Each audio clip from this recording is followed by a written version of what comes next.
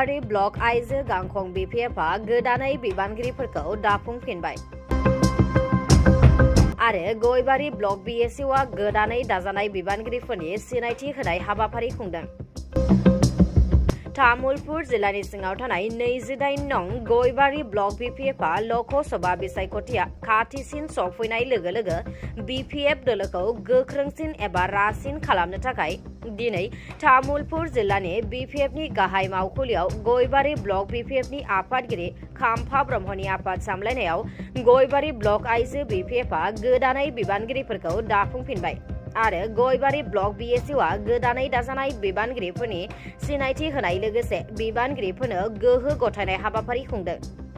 बे हाबाफारियाव बाहागो लायो Bpf दोलोनि गाहाय नेहाथारि मनेश्वर ब्रह्म, पर्बतजरा बियाबनि MCLA Munmun Brahma, central youth Bpfनि नेहाथारि जितेन मुसाहारि, तामुलपुर जिल्ला Bpfनि आफादगिरि महेश्वर बसुमतारी, तामुलपुर जिल्ला Bpfनि गाहाय नेहाथारि सिद्धेश्वर बसुमतारी, CWC अर्गेनाइजिं सेक्रेटारि प्रवीण दास। मख'नो गोनांदि गयबारि आइजो ब्लक कमिटिनि आफादगिरिनि बिबानखौ होयो दिपाली देखा आरो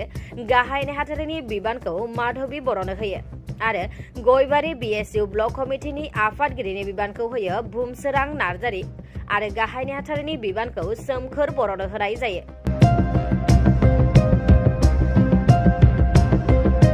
मोनसे फेमिलि रिजर्ट बाथौ खेराया मोनसे फेमिलि रिजर्ट बे टटेलि मोनसे कमार्शियेल मोनसे आसाम गभर्नमेन्टनिफ्रायनो मोनसे मा होनना बुङो बेखौ माबा मोननाय बियो रिकगनाइज मोननाय मोनसे बे रिजर्ट गतिके बेवहाय बायदिसिना आड्डानि खोथाथ' फैनो गोनां नङा आरो जोंनि मथैब्ला बा आंनि मथैब्ला जोंनि गेजेराव बेबायदि मोजां गिदिर गिदिर रिजर्ट ना फेमिलि रिजर्ट जानाया खोब प्रयोजन खारन बे रिजर्टनि गेजेरजोंनो बेवहाय गोबां निबुनुवा ना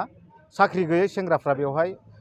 बेस्थ' जानानै दङ आरो बिथांमोनहा गाव गावनि न'खरखौ सालायनानै खमसे खम बेवहाय जों मिथिनायाव 200 जनसो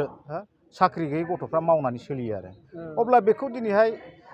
गाज्रि मोननानै मा लाब आरो बेयाव एप्लिकेसन होदोंबा सोरबा UPPLनिनो माखासे वार्कार बा UPPLनि माखासे मावथिफ्रानो बेवहाय रायजो राजानि जानानै एप्लिकेसन होगोन बे गिदिर खोथा नङा बेथ' माबानि UPPLनि नेचारसो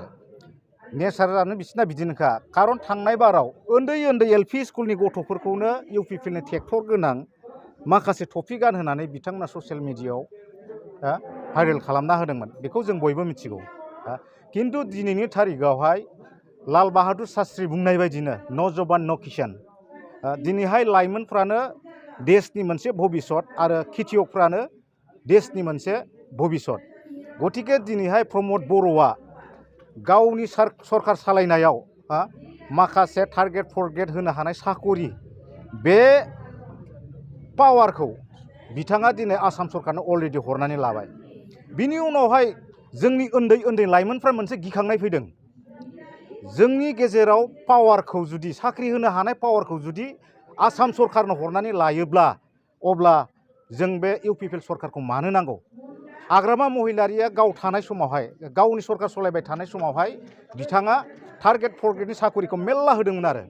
गतिके जों दिनैहाय हाग्रामा महिलारि थानायाव जुदि बे पावारा दङमोनब्ला बिथांखौ लाबोफिननाया जोंहा प्रयोजन दङ मानो होनना बुङोब्ला गाबोन जोङो दिनै हयथ' जों दिनैहाय भट गैया जानो हागौ जों दिनै कलेज लाइफनि गथ'फोर गाबोन जोङो बिसुत जागोन साख्रि मावनायनि जोंहा बैसो फैगोन अब्ला साख्रिखौ जों बहा नागिरनानै मोनगोन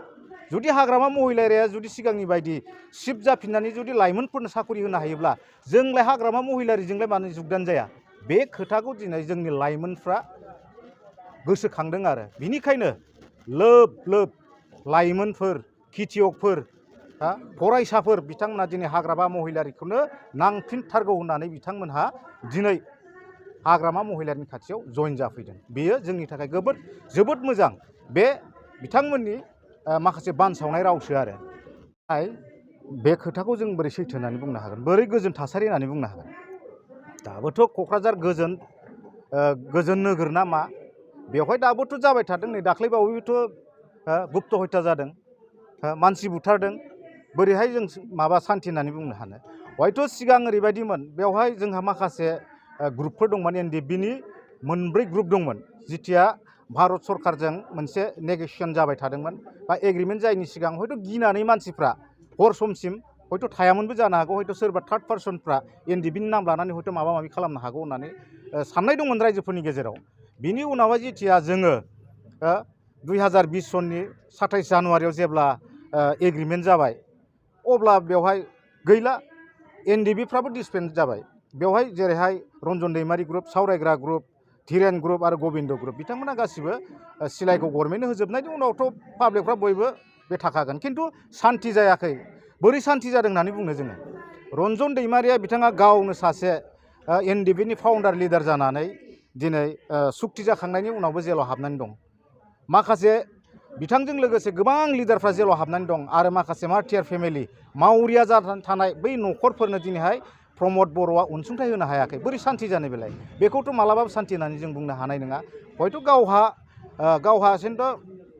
बै माखासेखौ थगायनानै गाव सान्ति दिनै रायजो खुंनो जानो हागौ आरो। आदसा बेथ' खोब मोजां। जोंहा दिनै गयबारि ब्लकआव वमेन सेलनि दिनै रिसाबल दंमोन आरो BSUनि मोनसे सिनाखि फोरबो दंमोन। बेवहाय लोब्बा लाखिनानै दिनै माखासे UPPL नागारनानै जोंनि BPF दोलोआव जुगदान जादों। बे जोंनि थाखाय खोब मोजां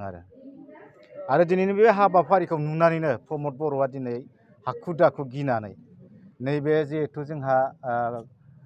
गरायसर सकनिफ्राय गान्देबारि थांनाय लामा बे लामाखौ अलरेडि CRPFआ उद्बोधन खालामखांखाबायमोन। बेखौनो दिनै आरो फिन फैबावनानै बिथाङा उद्बोधन खालामब्रबलायनो गोनां जाहैदों आरो बबेबा मावखानाय रिपेयारिं लामाफोरखौनो बे उद्बोधन खालामला फैदों आरो दिनैहाय।